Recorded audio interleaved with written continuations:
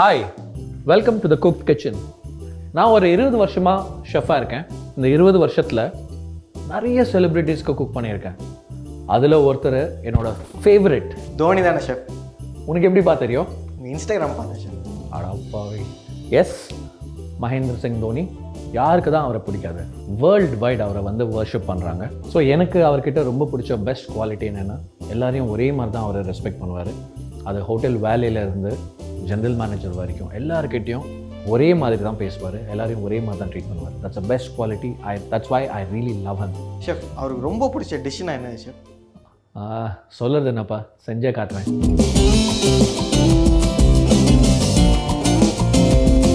Chef, அப்படி என்ன dish பண்ண போகிறீங்க? he is a great foodie. அவருக்கு நம்ம சவுத் இந்தியன் டிஷ்ஷஸ் நிறைய பிடிக்கும். So I'm going to make the humble kottu parotta. So அவருக்கு ரொம்ப பிடிச்ச ஒரு விஷயம் அது. எனக்கு தெரிஞ்சு இது நிறைய வாட்டி அவர் ஆர்டர் பண்ணி சாப்பிட்ருக்காரு. அவர் அவங்க ஃபேமிலி மெம்பர்ஸ், எஸ்பெஷலி அவங்க ஒய்ஃப் ரொம்ப பிடிக்கும் அது. ஸோ அவருக்கு பிடிச்ச மாதிரி ஒரு கொத்து பரோட்டா. ஸோ இது நான் செய்கிறதுனால என்னோடய ஸ்டைலில் ஒரு கண்டிப்பாக ஒரு ட்விஸ்ட் இருக்கும். And he is a great chicken fan. அவர் சிக்கன்னா ரொம்ப பிடிக்கும் அவருக்கு. ஸோ அதில் வந்து நான் இன்றைக்கி ஒரு சிக்கன் டிக்காவும் பண்ண போகிறேன். சுட சுட பரோட்டா ரெடி. இதை வந்து நான் இப்போ அடிக்க போகிறேன். இதை அடிச்சுட்டு அது கட் பண்ண போகிறேன். தென் we are going to make the கொத்து பரோட்டா. ஸோ அடிக்கிறதுக்கும் வந்து ஒரு ரீசன் இருக்குது. என்னென்னா, இந்த பரோட்டாவை வந்து நம்ம சுற்றுறோம் இல்லையா, சுற்றும் போது அந்த ஏர் பாக்கெட்ஸ்னு ஒன்று இருக்கும். அது வந்து டைட்டாக அது வந்து கம்ப்ரெஸ் ஆகிருக்கும். ஸோ இதை அடிக்கிறதுனால வந்து அந்த ஏர் பாக்கெட்ஸ் எல்லாம் ரிலீஸ் ஆகிட்டு உங்களுக்கு இது மாதிரி ஃப்ளஃபியாக பியூட்டிஃபுல்லாக வந்துடும். ஸோ ஃபர்ஸ்ட் ஆயில் போடுறேன். ஸோ சோம்பு,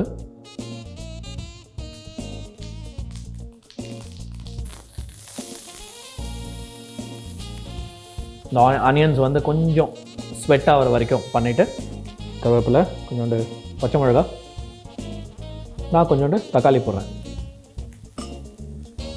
ஷெஃப், ஸோ 2009லேருந்து நீங்கள் தோனி கூட பழகிருக்கீங்க சொல்கிறீங்க. இட்ஸ் சச்ச ஒரு 10 வருஷத்துக்கு மேலே வருது. Any really memorable moment that you can share? மெமரிஸ்ன்னு சொன்னால் ஒரு பெரிய ஒரு படமே எடுக்கலாம் அவர் கூட இருக்கிற மெமரிஸ்லாம்.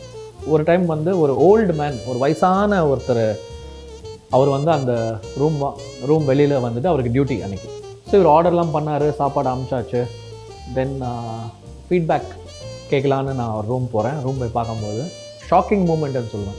என்னென்னு பார்த்தீங்கன்னா, அந்த வயசான அந்த செக்யூரிட்டி பர்சனை வந்து கூப்பிட்டு அவர் கூட உட்காந்துட்டு டைனிங் டேபிளில் அவரும் இவரும் உட்காந்து சாப்பிட்டுட்டு இருக்காங்க. அது அப்போ தான் நினச்சேன், what a great man he is அப்படின்னு சொல்லிட்டு. அதுதான் நான் உங்களுக்கு முன்னாடி சொன்ன மாதிரி, he treats everyone the same way. அவர் வந்து நான் பெரிய செலிப்ரிட்டி, நான் ஒரு பெரிய ஸ்டார், ஒரு வேர்ல்டு சாம்பியன், அதெல்லாம் அவர் கிடையவே கிடையாது. ரொம்ப கம்மியாக பண்ணதுனால ஒரு 2 முட்டை போடுறேன். இப்போ மேடிங் த பரோட்டா, இந்த பிச்சு போட்ட பரோட்டா.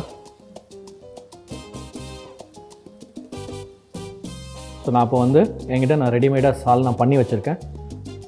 அழகாக இருக்குது. இந்த சால்னா நான் ஊற்ற போகிறேன். ஸோ நார்மலாக கடையில் எல்லாமே வந்து இந்த ஷார்ப் எட்ஜஸ் டம்ளரை வச்சு தான் கொத்துன்னு கொத்துவாங்க.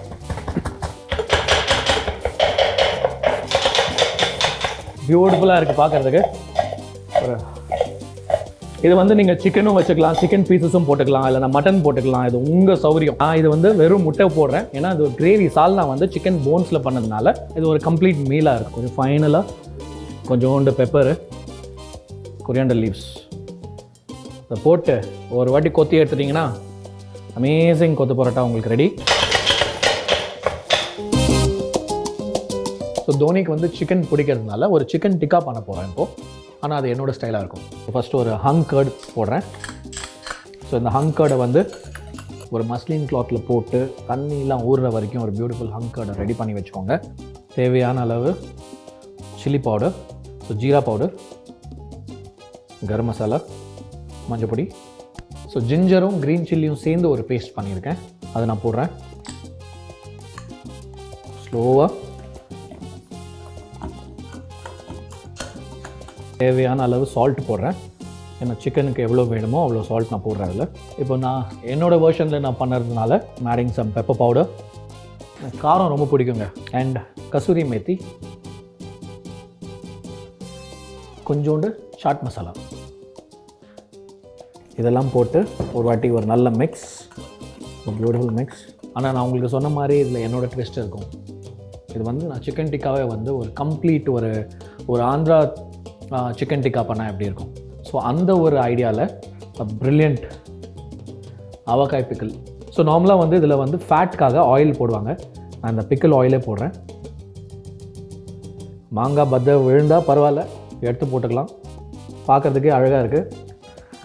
So avakaya pickle. So chicken ரெடியாக இருக்குது. ஸோ நான் இதில் என்ன யூஸ் பண்ணியிருக்கேன்னா லெக் போன்லெஸ் யூஸ் பண்ணியிருக்கேன். எதுக்கு லெக் போன்லெஸ்னால் ரொம்ப ஜூஸி பார்ட். ஸோ இது மாதிரி டிக்காலாம் பண்ணும்போது ரொம்ப நல்லாயிருக்கும்.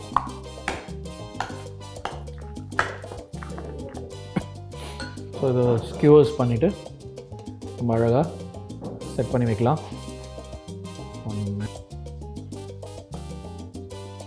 ஸோ நார்மலாக வந்து இந்த டிக்கா இதெல்லாம் பண்ணுறது வந்து ஒரு தந்தூர் அவனில் தான் பண்ணுவாங்க. சின்ஸ் ஸ்டுடியோவில் இருக்கிறதுனால எங்கள் தந்தூர் இல்லாததுனால we are grilling it.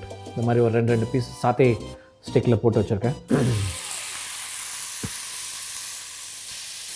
இந்த கபாலி ஷூட் வந்து எங்கள் ஹோட்டலில் வந்து சொன்னாங்க, இது மாதிரி நாளைக்கு வந்து கபாலி ஷூட் நடக்கும்போது சூப்பர் ஸ்டார் வரப்போகிறாரு அப்படின்னு சொன்னாங்க. So I started cooking what ever dishes he like. அப்புறம் டியூரிங் லஞ்ச் டைம் வந்து அவர் உட்காந்துட்டு ஹீ கால்ட் அ வெயிட்டர். நான் அந்த வெயிட்டர்கிட்ட சொன்னேன், தம்பி நான் ஆல்ரெடி அவருக்கு நான் பண்ணி வச்சுருக்கேன், அதை அவர்கிட்ட இன்ஃபார்ம் பண்ணுங்கள் அப்படின்னு. நான் போனேன், ஹலோ சார் வணக்கம் அப்படின்னு. அவர் என் பேர் வந்து ஹரிஷ்ன்னு பார்த்துட்டு, ஹரிஷ் என்ன பண்ணியிருக்கீங்கன்னு சொன்னேன்னே ஒரு பெரிய லிஸ்ட்டே சொன்னேன். அவருக்கு பார்த்துட்டு, ஐயோ நான் வெளியில் வந்தால் இதெல்லாம் சாப்பிட்றது இல்லை அப்படின்னு. சார் ரொம்ப வருஷம் கழிச்சு வந்திருக்கீங்க எங்கள் ஹோட்டலுக்கு, உங்களுக்கு இது பிடிக்கும்னு சொன்னாங்க, நான் இதெல்லாம் பண்ணியிருக்கேன் அப்படின்னு. அப்படி யோசித்து பார்த்துட்டு ஹி அக்னாலேஜ். சரி நீங்கள் கரெக்டாக ஒரு மணிக்கு ரூமுக்கு வந்துடுங்க அப்படின்னாங்க. லஞ்ச் பிரேக் 5 மினிட்ஸ் முன்னாடியே போய் வாசலில் நின்றுட்டு இருந்தேன். He came, he went, he change his clothes and he came, he called us inside. அதுக்கப்புறம் எல்லாம் எக்ஸ்பிளைன் பண்ணி நல்லா சாப்பிட்டாரு. சாப்பிட்டுட்டு நான் அவர்கிட்ட ஒன்று தான் ரெக்வெஸ்ட் கேட்டேன், சார் நீங்கள் போகிற முன்னாடி I just want to take a picture with you அப்படின்னு. ஓகே ஷியோர் அப்படின்னு சொல்லிட்டு அவர் மறந்துட்டாருன்னு நினச்சேன்.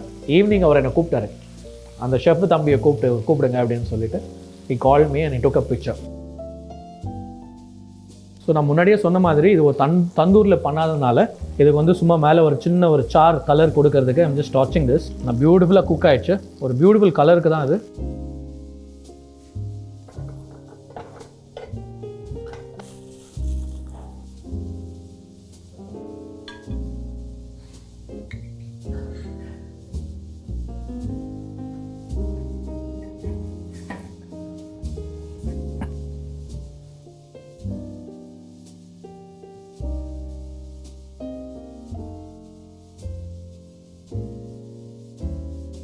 Finally, the avakaya chicken tikka is ready. So, we'll go to the presentation.